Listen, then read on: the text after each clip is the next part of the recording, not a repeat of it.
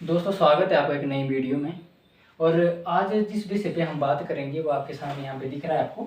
अपभ्रंश, अवहट और पुरानी हिंदी। ठीक है, इससे पहले हमने हिंदी भाषा के उद्भव और विकास को देखा था, किस तरह से हिंदी भाषा जो वो विकसित होती है। ठीक है, संस्कृत से किस तरह से विकसित होती होती हमारे जो वर्तमान हिंदी है वो उसका स्वरूप निर्धारित होता है। ठीक है, तो आज जो हम विषय लेंगे वो है अपभ्रंश, अवहट और पुरानी हिंदी। देखिए, अपभ्रंश, देखिए भाषा तो हमारे पास मेन जो भाषा थी, ठीक है, मुख्य जो भाषा थी वो थी अपभ्रंश, परंतु उसका जो उत्तरवर्ती रूप था वो अवहट कहलाया। ठीक है, और उसको ही पुरानी हिंदी के नाम से जाना जाता है। ठीक है, तो कई विद्वान, कई विद्यार्थी होते हैं, विद्वानों ने तो अपने अपने मतानुसार इसको परिभाषित किया है। ठीक है, कई विद्यार्थी होते हैं कि वो अपभ्रंश और अवहट में बहुत कंफ्यूज होते हैं कि यार ये अवहट क्या है, पुरानी हिंदी क्या है और अपभ्रंश क्या है। ठीक है, तो इसको एक मैं समझाने के प्रयास करता हूँ, सरल तरीके से हम समझते हैं कि किस तरह से हम इसको समझ सकते हैं। ठीक है, देखिए मैं कुछ और एक मैथ की तरह, ठीक है, आपको एक उदाहरण दूंगा किस तरह से हम समझ सकते हैं। देखिए देखिए हम बात करें हिंदी की, जो खड़ी बोली हमारी, ठीक है, खड़ी बोली हिंदी की बात करते हैं। ठीक है, ठीक है, खड़ी बोली हिंदी की हम बात करते हैं। ठीक है, और खड़ी बोली हिंदी में अगर बात करें तो इसकी हम कुछ विकास को देखते हैं। जैसे हमने देख लिया भारतेंदु युग, ठीक है, भारतेंदु युग हम देखते हैं। ठीक है, भारतेंदु युग के बाद आपको पता है द्विवेदी युग आता है। ठीक है, और द्विवेदी के बाद आपको पता है छायावाद, प्रगतिवाद, प्रयोगवाद, नहीं कविता, इस तरह के जो काव्य धाराएं थी चली थी। उसी तरह से काव्य धाराओं के साथ गद्य भी चली थी, गद्य की धाराएं थी वो भी चल रही थी और गद्य के साथ भी रचनाएं हो रही थी। ठीक है, तो अब हमने भारतेंदु और द्विवेदी युग और छायावाद को हमने एक तरफ रख लिया। ठीक है, और दूसरी तरफ हम देखते हैं समकालीन काव्य या समकालीन जो गद्य में भी रचनाएं हो रही हैं। ठीक है, समकालीन काव्य हम देख लेते हैं। ठीक है, अब मैं आपसे प्रश्न ये करूंगा कि आप ये जो भारतेंदु युग, द्विवेदी युग और छायावाद युग के जो साहित्यिक रचनाएं हैं, ठीक है, जब आप उनको देखेंगे तो उनकी जो भाषा शैली आपको किस तरह की लगेगी। ठीक है, उसकी जो भाषिक शैली है, ठीक है, उसकी जो भाषा में प्रयोग हुए वो संस्कृतनिष्ठ भाषा थी। ठीक है, उसमें जो वो जो दूसरी भाषाएं हैं, अरबी, फारसी, ठीक है, इंग्लिश के शब्द बहुत कम थे। परंतु जब आप समकालीन साहित्य को देखेंगे तो आपको लगेगा कि इसमें तो इतने ज़्यादा अंग्रेजी के शब्द आ रहे हैं, ठीक है, अरबी के शब्द आ रहे हैं, फारसी के शब्द आ रहे हैं। ठीक है, और कविता में तो बहुत ज़्यादा ही आ रहे हैं, आज की डेट में कुछ ज़्यादा ही आ रहे हैं। ठीक है, और जब आप कविताएं पढ़ेंगे तो आपको बहुत फर्क लगेगा भारतेंदु, द्विवेदी और छायावाद युग के मुकाबले समकालीन काव्य में। ठीक है, तो भाषा तो कौन सी थी, वो खड़ी बोली ही है। भाषा क्या है, खड़ी बोली है, परंतु काल के साथ, समय के साथ वो परिवर्तित हो गई है। क्या हो गई है, परिवर्तित हो गई है, उसमें कुछ बदलाव आ गए हैं। ठीक है, उसी तरह से अपभ्रंश थी। ठीक है, भाषा तो वो अपभ्रंश ही थी, परंतु जो उसका जो कुछ समय के बाद है उसमें परिवर्तन हो गए, कुछ भाषिक परिवर्तन हो गए, कुछ व्याकरणिक परिवर्तन हो गए, कुछ ध्वन्यात्मक परिवर्तन हो गए, कुछ ऐसे शब्द थे, ठीक है, जो अपभ्रंश में नहीं मिलते हमें अवहट में मिलने शुरू हो जाते हैं। ठीक है, तो उसी तरह से भाषा तो ये अपभ्रंश ही थी, परंतु उसका जो उत्तरवर्ती रूप था, ठीक है, वो अवहट कहलाया। इसी तरह जैसे हम खड़ी बोली की बात करते हैं। ठीक है, आज की जो डेट में चल रही है भाषा उसको हम इंग्लिश बोलते हैं। ठीक है, क्योंकि अब जैसे बोलचाल की अगर बात करें हम, ठीक है, तो बोलचाल में लोग देखेंगे आपने, ठीक है, लोग क्या, हम राजनेताओं को देख सकते हैं। ठीक है, उनकी जो भाषा शैली है वो किस तरह से उनमें अंग्रेजी के शब्दों का प्रयोग कर रहे हैं। ठीक है, और पहले के राजनेताओं को देखिए आप, उनकी जो भाषा थी, ठीक है, वो प्योर हिंदी होती थी, मतलब, ठीक है, उसमें इतने ज़्यादा अंग्रेजी के शब्द या अरबी फारसी के शब्द जो थे वो कम प्रयोग होते थे। ठीक है, अब आज की जो भाषा है उसमें अंग्रेजी के शब्द बहुत ज़्यादा प्रयोग हो रहे हैं। ठीक है, तो मुझे लगता है कि भाषा में एक है ना कि भाषा परिवर्तनशील होती है। ठीक है, जो हमारी खड़ी बोली आज हिंदी है, कभी उससे भी एक नई भाषा का विकास होगा। ठीक है, जब बहुत समय के बाद, हो सकता है 100, 200, 300 साल के बाद, जब खड़ी बोली का इतिहास पढ़ा जाएगा कि खड़ी बोली, इस तरह की रचनाएं हमें खड़ी बोली में मिलती थी, भारतेंदु युग में मिलती थी, जब खड़ी बोली की शुरुआत हुई, द्विवेदी युग में मिलती थी। ठीक है, किस तरह से परिवर्तन होता गया। ठीक है, तो उसको जैसे खड़ी बोली बोलते हैं, उसके बाद उसको कुछ समय के बाद खड़ी बोली के जो कुछ समय था, जैसे 50-60 वर्षों के बाद उसको एक नाम और दे दिया जाएगा। ठीक है, इंग्लिश भी कह सकते हैं, ये अभी आने वाले समय की बात है। ठीक है, ये होगा क्योंकि भाषा परिवर्तनशील होती है। ठीक है, तो आप इस चीज को समझ गए होंगे अपभ्रंश, अवहट और पुरानी हिंदी के संबंध में मैंने आपको समझाने का प्रयास किया। ठीक है, और अब हमारे पास जो मुद्दा है वो है अपभ्रंश, अवहट और पुरानी हिंदी को समझना, इनकी कुछ विशेषताएं होंगी। ठीक है, इनका कुछ समय होगा, इसको हम समझते हैं। ठीक है, तो इसको मैं मिटा रहा हूं। ठीक है, इसको मैं मिटा लेता हूं। जल्दी जल्दी मिटा देता हूँ मैं, ठीक है। अब हम देखते हैं इसका समय, ठीक है, क्योंकि समय तो इनका होगा ही, ठीक है।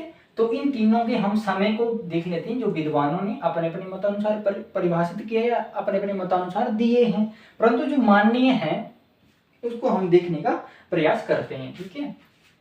अपभ्रंश का समय 500 ईस्वी से 1000 ईस्वी तक हमें देखने को मिलता है, ठीक है।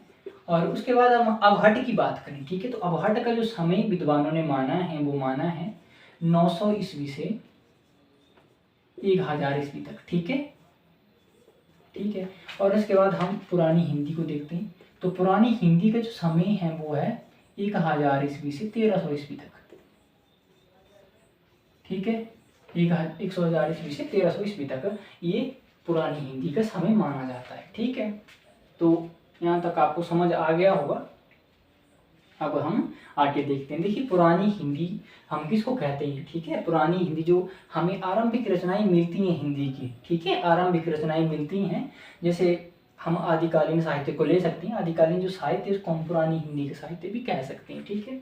तो हम एक एक को देखते हैं तीनों को, ठीक है, और इनमें जो कुछ अंतर संबंध है, यानी कि इनमें कुछ विशेषताएं साम्य है, ठीक है, और कुछ वैषम्य है इनमें, ठीक है, तो उसको भी देखने का हम प्रयास करते हैं कि इनमें कौन सी समानताएं हैं और कौन सी असमानताएं हैं, ठीक है, वो भी हम देखेंगे बाद में।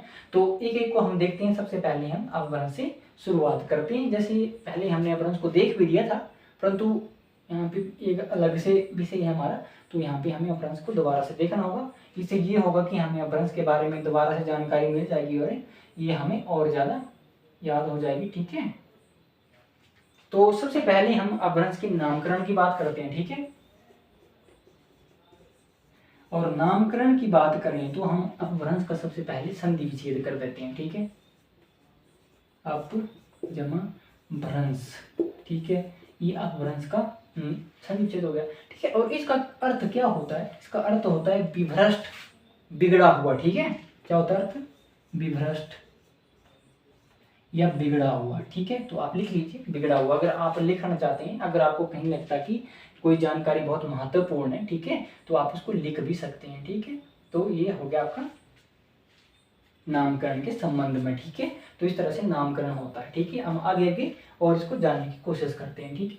और नाम की बात करें, देखिए जैसे मैंने किसी परीक्षा में देखा था कि अपभ्रंश को आधीर भाषा किसने कहा है, ठीक है। तो इस तरह से पूछ लिया जाता है और हम नामकरण को अब देख रहे हैं, ठीक है। तो नामकरण की बात, सॉरी, नाम को देख रहे हैं कि अपभ्रंश को कौन कौन से नाम, अन्य नामों से पुकारा जाते हैं, अन्य नाम दिए गए हैं, ठीक है। तो नाम को हम देख लेते हैं। तो जिसके अन्य नाम हैं, ठीक है, इसको अन्य नाम भी एक डेफिनेशन दे सकते हैं। तो अन्य नाम को आधीर भाषा, ठीक है, आधीर भाषा। आभीर भाषा जो था वो दंडी ने कहा था, ठीक है। आभीर भाषा किसने कहा था? दंडी ने कहा, ठीक है। देश भाषा,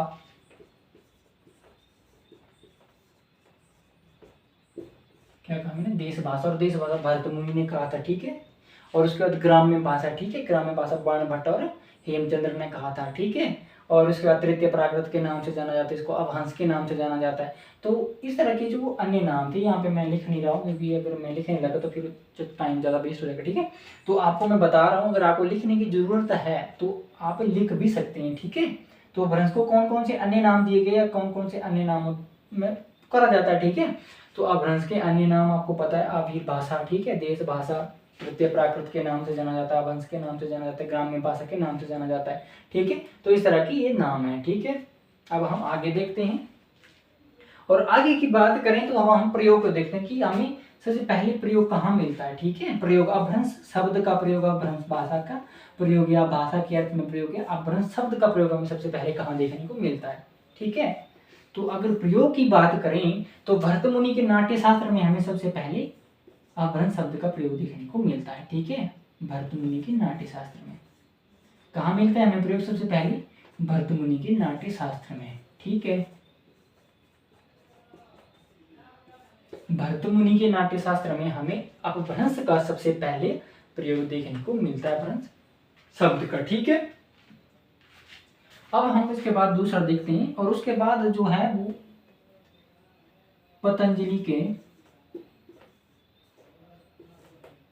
के महाभाष्य में भी हमें इसका प्रयोग देखने को मिलता है। ठीक है, भरत मुनि के बाद महाभाष्य, ये संस्कृत विद्वान थे। ठीक है, और पतंजलि ने अपने महाभाष्य में अपभ्रंश को क्या कहा है, अपशब्द। ठीक है, ये महत्वपूर्ण है, आप इसको लिख सकते हैं। ठीक है, क्या कहा था, अपशब्द कहा था। ठीक है, और उसके बाद हम एक आचार्य रामचंद्र शुक्ल को भी ले लेते हैं। ठीक है, इसके बाद हम किसको लेते हैं, आचार्य रामचंद्र शुक्ल को भी ले लेते हैं। ठीक है, तो देखिए आचार्य रामचंद्र शुक्ल का अपने हिंदी साहित्य के इतिहास अगर पढ़ा होगा तो उसमें आपको एक परिभाषा मिलेगी कि अपभ्रंश शब्द का प्रयोग, यानी कि अपभ्रंश का प्रयोग पहले पहलवन वी राजा धारसेन द्वितीय के शिलालेख में हमें देखने को मिलता है। ठीक है, तो अगर आपने वहां पे पढ़ा होगा तो आपको ये परिभाषा देखने को मिल जाएगी। मैं लिख नहीं रहा हूँ क्योंकि लिखने के लिए टाइम बहुत ज़्यादा वेस्ट होगा। ठीक है, तो आप जो मैं बता रहा हूँ, ठीक है, आप वहां से समझ सकते हैं। ठीक है, तो आचार्य रामचंद्र शुक्ल ने क्या कहा है, आचार्य रामचंद्र शुक्ल ने कहा है कि अपभ्रंश शब्द का प्रयोग हमें सबसे पहले बल्लवी के राजा धारसेन द्वितीय के शिलालेख में देखने को मिलता है। ठीक है, तो ये हो गया। अब इसके बाद हम आगे देखते हैं। ठीक है, और आगे हम इसका देखते हैं कि भाषा के अर्थ में सबसे पहले प्रयोग हमें कहाँ देखने को मिलता है। ठीक है, तो भाषा के अर्थ में प्रयोग, इसको मैं मिटा देता हूँ। ठीक है,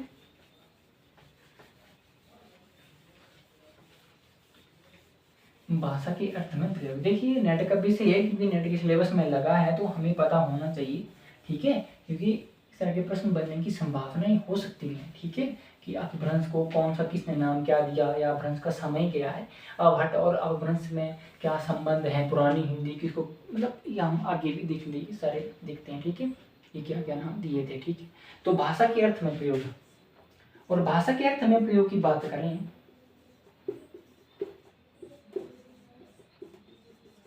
भाषा के अर्थ में प्रयोग, देखिए भाषा के अर्थ में प्रयोग सबसे पहले पता किसने किया था, ये मैं आपको बताता हूँ अभी कि किसने किया था। ठीक है, देखिए एक संस्कृत के विद्वान है। ठीक है, मैं लिख